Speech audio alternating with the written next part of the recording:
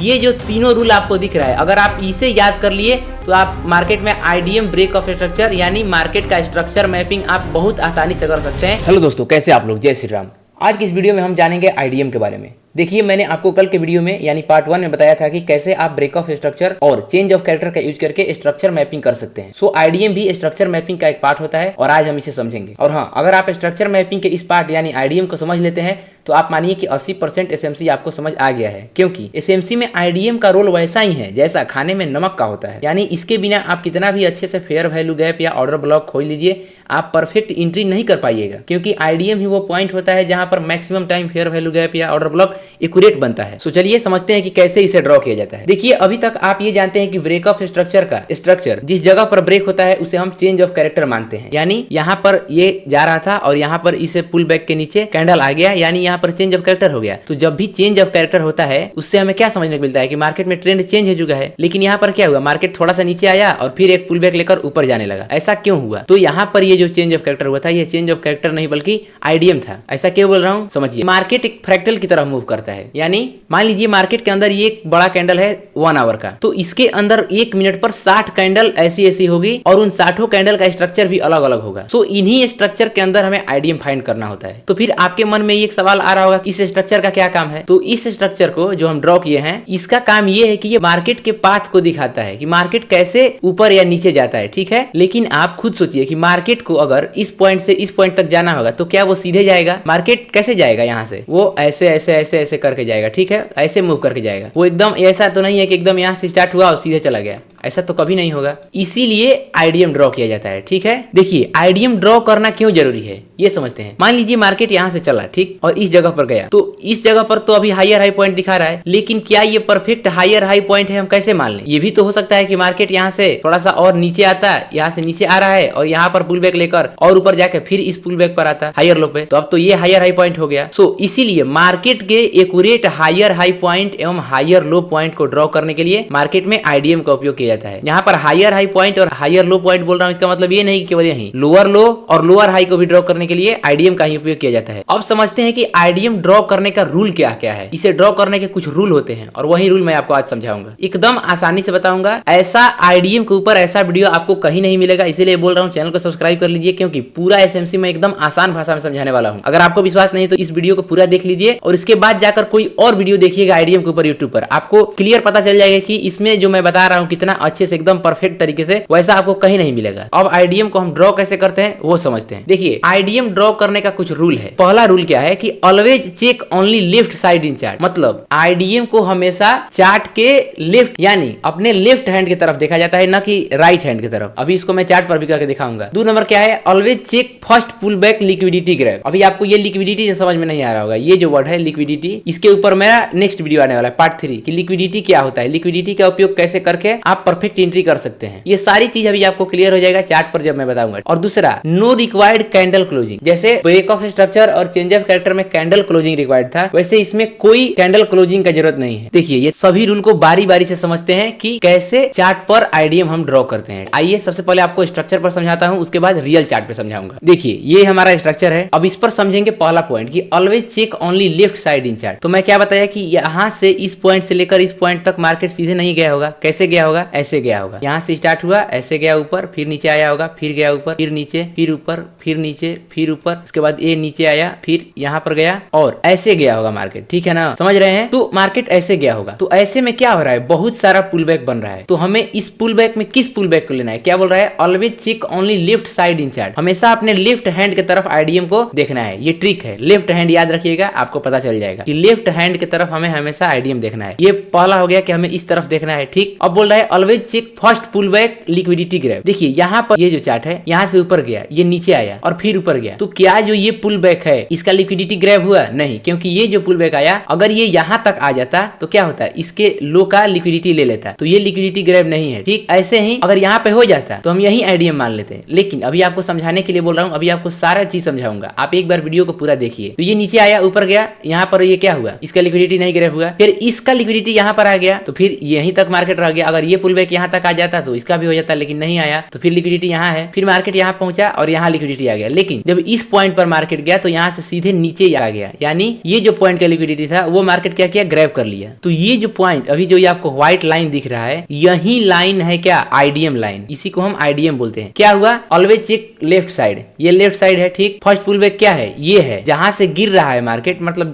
जिस highest point से गिर रहा है, यहाँ से गिरता, अगर ये पुल बैक ले लेता तो हम इसको आईडीएम ले लेते हैं, लेकिन यहाँ से गिरा, पिछले पुल बैक का लिक्विडिटी ले लिया, तो क्या हुआ, यहाँ पर आईडीएम हो गया, ठीक। अगर यहाँ पर नहीं होता, मान लीजिए ये नहीं हुआ होता, यहाँ पर होता, तो हम इसको आईडीएम लेते हैं। सो अभी क्या दिख रहा है आपको कि इस जगह पर मार्केट क्या किया, इस लो का लिक्विडिटी ले लिया, तो हम इसे आईडीएम लेंगे, और जैसे ही आईडीएम होगा ये पॉइंट क्या हो जाएगा, हायर है पॉइंट। अब हायर लो कब होगा, देखिए मान लीजिए मार्केट नीचे गिर रहा है, अभी ये जो हम पुल बैक बनाए थे व्हाइट लाइन का, मान लीजिए ये अभी और नीचे आ जाता, तो हायर लो हम कब मानेंगे, आईडीएम जैसे हुआ हमें हायर हाई मिलेगा, और जैसे ही आईडीएम के बाद मार्केट एक बार नीचे जाकर ऊपर गया और ब्रेक ऑफ स्ट्रक्चर करेगा, यानी जैसे ही पीला लाइन जो है ये ब्रेक ऑफ स्ट्रक्चर किया, और जैसे ही किया तो इस पूरे आईडीएम के बाद यहाँ पर आईडीएम हुआ, तो आईडीएम के नीचे वाले चार्ट में सबसे लोएस्ट पॉइंट है वो क्या हो जाएगा, हमारा हायर लो पॉइंट, ये हायर लो पॉइंट हो जाएगा। अब देखिए आपके सामने ये एक ग्राफ चार्ट है, अब इसमें आपको समझाता हूँ कि कैसे आप बोस, चोक और आईडीएम एक साथ ड्रॉ कर सकते हैं, ठीक है। आपको ये तो पता है कि कैसे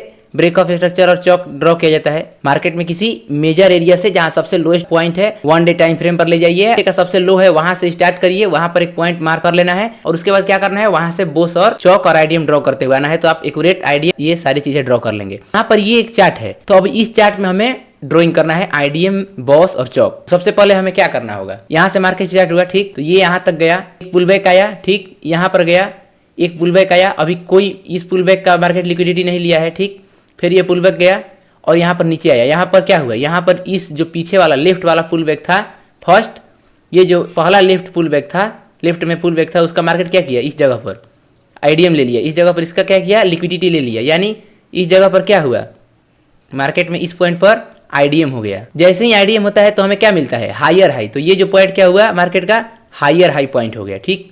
अब हमें खोजना है हायर लो, तो हायर लो कब होगा, जब आईडीएम के बाद मार्केट ब्रेक ऑफ स्ट्रक्चर करेगा, तो ब्रेक ऑफ स्ट्रक्चर कौन पॉइंट है, ये वाला, तो देखिए ये जो यहाँ पर ये लाइन है, ये ब्रेक ऑफ स्ट्रक्चर किया, इस जगह पर ब्रेक ऑफ स्ट्रक्चर हुआ, क्या हुआ, जैसे ही ब्रेक ऑफ स्ट्रक्चर हुआ, और ब्रेक ऑफ स्ट्रक्चर में कैंडल क्लोजिंग जरूरी है, तो इसके ऊपर कैंडल क्लोजिंग हुआ, क्या मिल गया हमें, हायर लो। तो अब आईडीएम के नीचे सबसे लोएस्ट पॉइंट कौन सा है, ये है, तो ये हमारा क्या हो गया, higher low. Higher low break of structure के बाद ही फाइंड होगा, और हायर हाई आईडीएम के बाद फाइंड होगा, ठीक, यही आपको याद रखना है।